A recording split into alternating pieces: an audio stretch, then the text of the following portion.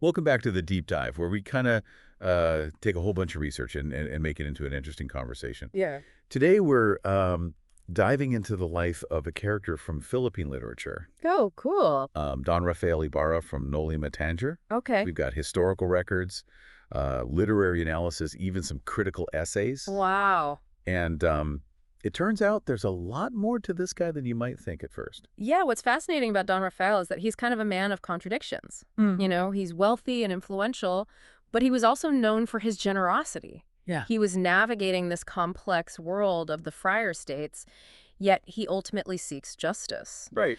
His story really resonates with the turbulent history of the Philippines under Spanish rule. Right. The novel is set during a time when the Catholic Church had immense power. Yeah. And this whole system of friar estates really shaped the lives of Filipinos.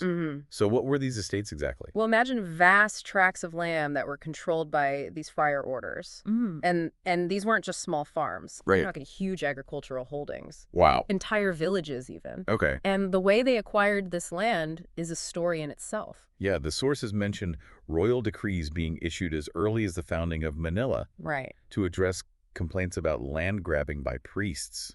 Yeah. That's pretty telling, isn't it? It is. It shows that from the very beginning, there were concerns about the methods the church used to get wealth and property. They used deathbed bequests, Oh, wow. exploiting the piety of pilgrims.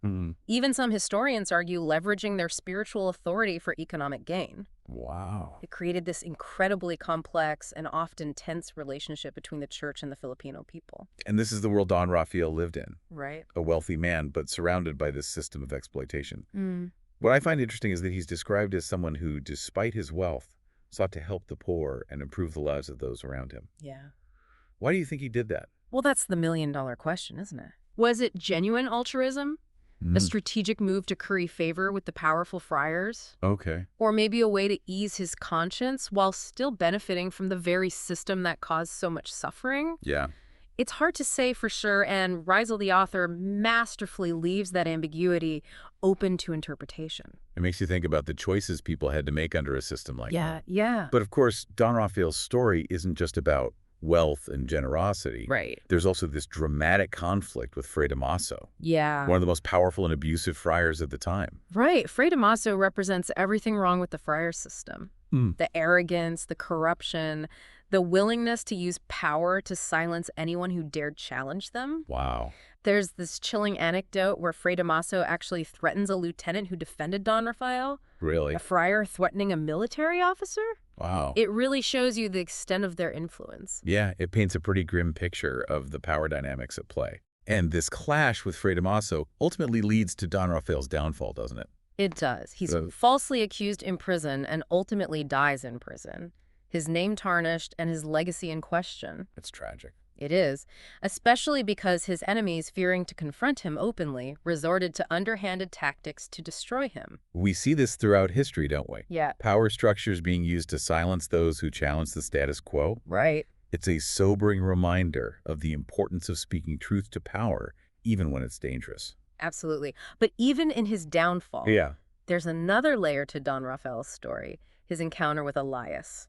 Okay. A mysterious figure seeking revenge for his family's misfortunes. This is where it gets really interesting. Right. Elias, despite seeking revenge, offers Don Rafael a chance to escape, to start anew. He sees a kindred spirit in Don Rafael, someone who's also experienced injustice. Yeah. He tells him, "I will be your son since you have lost your own. I have no family, and in you will find a father." It's a powerful moment of human connection amidst a backdrop of oppression and despair. What a powerful offer, especially considering the risks involved for Elias himself. Yeah. Does Don Rafael accept? That's the question that hangs over us as we delve deeper into Don Rafael's complex and ultimately tragic journey. It's a question that reveals a lot about his character and the choices he makes when facing insurmountable odds. Okay. Yeah. Nah.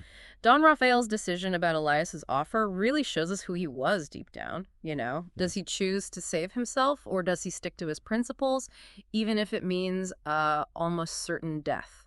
That's a tough choice. It is, and it makes you wonder, was Don Rafael truly a victim of this messed up system? Yeah. Or was he also kind of part of the problem? Yeah. That's something historians and literary scholars have been arguing about forever. Right. On the one hand, he seems like a good guy trying to do good in a bad system. Mm. He's generous, he supports education, he tries to lift people up.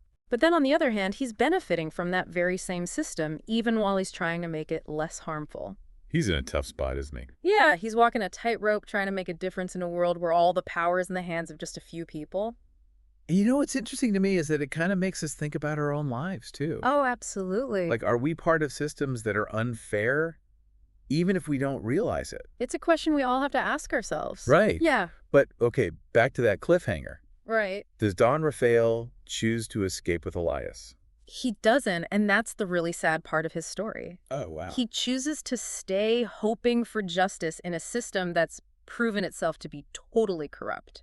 You think he was naive? I think it's possible maybe he thought his wealth, his good deeds, his standing in the community would protect him from the worst of it. Yeah. But it just goes to show that even people with privilege and good intentions can get crushed by a system that's rigged against them. And his decision has big consequences, doesn't it? Oh, yeah. His imprisonment and death really stain his legacy. Absolutely. His name is ruined, his reputation destroyed, all because he stood up to the people in power. It's a warning to everyone else. Right. It sends a message, don't challenge the friars, or this is what will happen to you. And it makes me think about the cost of fighting for what's right. Yeah. Don Rafael loses everything, his freedom, his good name, his life, all in the name of justice. That's the heavy price that often comes with challenging power structures. It's a reminder that the fight for justice is never easy. Right, and often involves sacrifice. But you have to fight anyway. Oh, absolutely. Don Rafael's story, even though it's sad, reminds us how important it is to stand up for what's right, even when it seems impossible. Right. And his story goes beyond just the pages of Noli Tangere. Mhm. We see this same struggle in history and even today in movements for social justice. Oh, yeah. People putting their lives on the line to fight against bad systems and demand a better world. It's inspiring. It is. Don Rafael's story shows us that even if you don't win right away, your courage can inspire others and maybe even lead to big changes down the road. It's about planting those seeds of change. Yeah. It's a call to action for all of us. Mm. Don Rafael's story asks us to think about our own place in systems of power and privilege. Right. Are we letting bad things happen, or are we fighting to make things right? Those are hard questions. They are, but we have to ask them. It's easy to get caught up in our own lives and not think about these bigger issues. Right. But Don Rafael's story shows us that not speaking up can have terrible consequences. It's a wake-up call. Yeah. His tragedy challenges us to be more than just bystanders. Right. It asks us to fight for a more just and fair world, even if it means putting ourselves at risk. That's powerful. It is. But there's another thing about Don Rafael's story that I find really interesting. Okay. It's like this mystery around what he actually believed. He seems like a very religious Catholic, Yeah. but there are hints that maybe it was more complicated than that. Yeah, that's right. We never know for sure if he really believed everything the church taught. Right. Or if he was just going along with it to fit in. Because back then, religion and power were so closely connected. Exactly. Openly criticizing the church could cost you everything. Your friends, Yeah. your job, your freedom. Exactly. So maybe he was just trying to survive. But maybe he had doubts. It's possible. Yeah. Rizal was really good at using symbols and little clues to hint at what was really going on. Oh, I see. Like there's this scene where Don Rafael doesn't want a friar to give his dying wife the last rites. Really? Yeah, That's a big deal. it is. And it makes you think maybe he had some serious issues with the church. Hmm. Was he just mad at that particular friar, or was it something deeper? Yeah. Rizal leaves it up to us to decide. It's like we're getting little peeks into his mind, Yeah. but we never see the whole picture. And that's part of what makes Noli Tangere such a great book.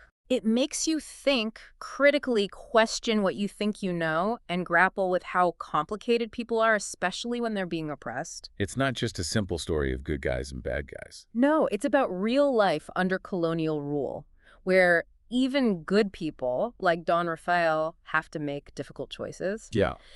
And in the end, Don Rafael's story asks some really big questions about faith and how far you can go to resist a powerful system. And the sacrifices people make for justice. Even though he dies a tragic death, his life continues to inspire people to fight for a fairer world. His story shows us that even in the worst situations, there's always hope. Yeah, the human spirit is strong. Yeah. And it reminds us that change isn't free.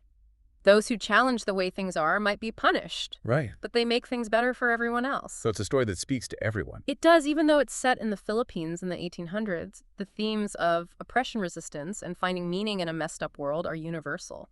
And that's why Noli Me Tangere is still so important today. It holds up a mirror to society and makes us see the ugly truth about ourselves and the systems we live in. It reminds us that the fight for justice never really ends. Yeah. And that even small acts of courage can make a difference. It's about doing what's right even when it's hard. Exactly. And it can inspire others to do the same. That's the legacy of Don Rafael Ibarra.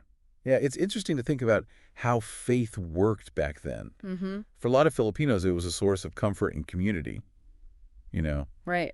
But it was also a way for the colonizers to control people. Yeah, and for someone like Don Rafael stuck in the middle of all that, Right. that must have been so hard. Because if you spoke out against the church, Yeah. there could be serious consequences. Oh, yeah. You could lose your friends, your job. Right. You could even end up in prison. So maybe he just pretended to believe to stay safe? Maybe. Even if he didn't agree with everything. And Roswell was so clever with his writing. Yeah. He used symbols and hints to give us a deeper meaning. Like there's that scene where Don Rafael refuses to let a friar give his dying wife the last rites. Wow, that's a pretty big statement for a devout Catholic. It is. It makes you wonder if there was something more going on under the surface. Yeah, like was he just mad at that one friar? Or was it something bigger? Exactly. Maybe he was starting to question the church as a whole. But Rizzle doesn't tell us for sure. Nope, he leaves it open to interpretation. Which I think makes the character even more interesting. It does. It's like we're getting these little glimpses into Don Rafael's thoughts, Yeah. but we never really know the whole story. And that's what makes Noli Me Tangere so powerful. It makes you think critically and question your assumptions and really wrestle with the complexity of human nature. Especially in situations where people are being oppressed. Right. It's not just good guys versus bad guys.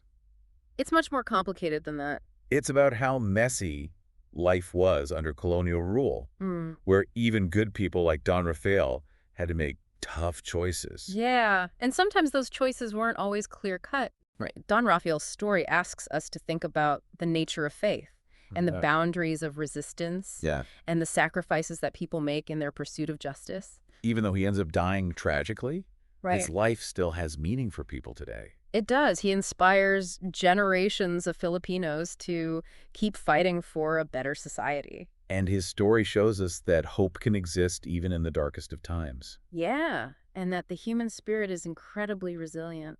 It also reminds us that real change doesn't come easy. There's often a price to pay. Those who speak truth to power might face consequences, Yeah. but their actions can pave the way for a brighter future. So Don Rafael's story is something that everyone can relate to. I think so, even though it's set in the Philippines a long time ago. The Okay. themes of oppression resistance and searching for meaning are universal. And that's why Noli Me Tangere is still so powerful today. Absolutely. It makes us take a hard look at ourselves and the systems we're part of. And it reminds us that the fight for justice is never truly over. And that even small acts of courage can have a huge impact, It's about doing what's right, even when it's hard. even when it seems impossible. Yeah, that's the legacy of Don Rafael Ibarra. Well, thanks for joining us for this deep dive into the world of Don Rafael Ibarra. Yeah, thanks for listening. We hope you learned something new and maybe even found some inspiration in his story. And until next time. Keep exploring, keep questioning, and keep diving deep